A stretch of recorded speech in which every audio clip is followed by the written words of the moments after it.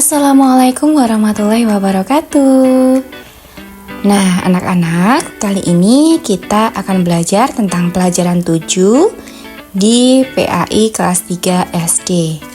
Yang akan kita pelajari kali ini yaitu hati tentram dengan berperilaku baik. Nah, sudahkah anak-anak semua mempraktekkan perilaku baik di sekolah maupun di rumah? Mari simak pembelajaran berikut ini. Anak-anak, orang yang berperilaku baik, hidupnya tentram. Berperilaku baik selalu banyak teman, banyak saudara, dan dicintai banyak orang. Dalam beramal, niatnya karena Allah, bukan karena manusia. Nah, gambar berikut ini berurutan, berisi tentang pesan ikhlas dalam segala hal. Kalian bisa lihat gambar yang pertama. Gambar yang pertama adalah gambar anak sedang melaksanakan ibadah sholat. Sedangkan gambar yang kedua ialah gambar anak sedang melaksanakan belajar. Nah, gambar yang ketiga adalah gambar saling berbagi atau bersedekah. Sedangkan gambar yang terakhir adalah gambar orang yang sedang bekerja. Dari keempat gambar ini adalah gambar yang menunjukkan tentang keikhlasan. Ikhlas dalam segala hal. Yang pertama, kita ikhlas dalam beribadah.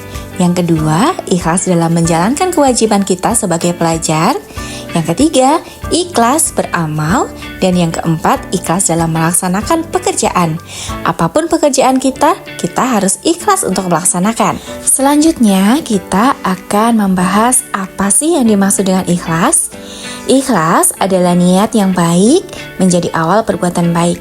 Niat yang ikhlas akan mengantarkan perbuatan yang ikhlas pula. Ikhlas tidak memandang kepada rupa dan harta kita. Allah Subhanahu wa Ta'ala melihat hati kita dan juga amal-amal kita.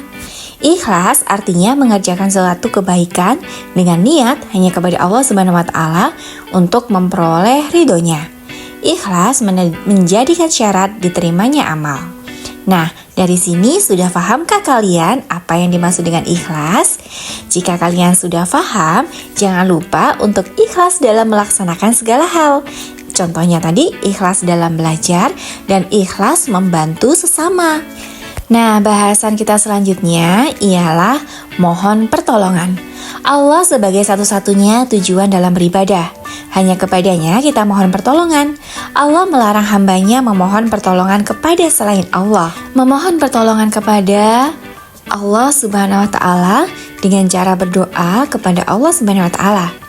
Berdoa dilakukan setiap hari, baik di waktu sempit maupun lapang, di waktu sehat maupun sakit, dan di waktu senang maupun susah. Jadi saat berdoa kepada Allah, kita tidak boleh menunggu senang dulu atau ketika tertimpa masalah dulu. Kita bisa berdoa kepada Allah kapanpun dan dimanapun. Berdoa juga dilakukan setiap hari. Jadi jangan lupa untuk memohon pertolongan hanya kepada Allah Subhanahu wa Ta'ala. Nah, untuk selanjutnya kalian bisa mengerjakan tugas yang diberikan oleh bapak atau ibu guru kalian. Selamat mengerjakan tugas.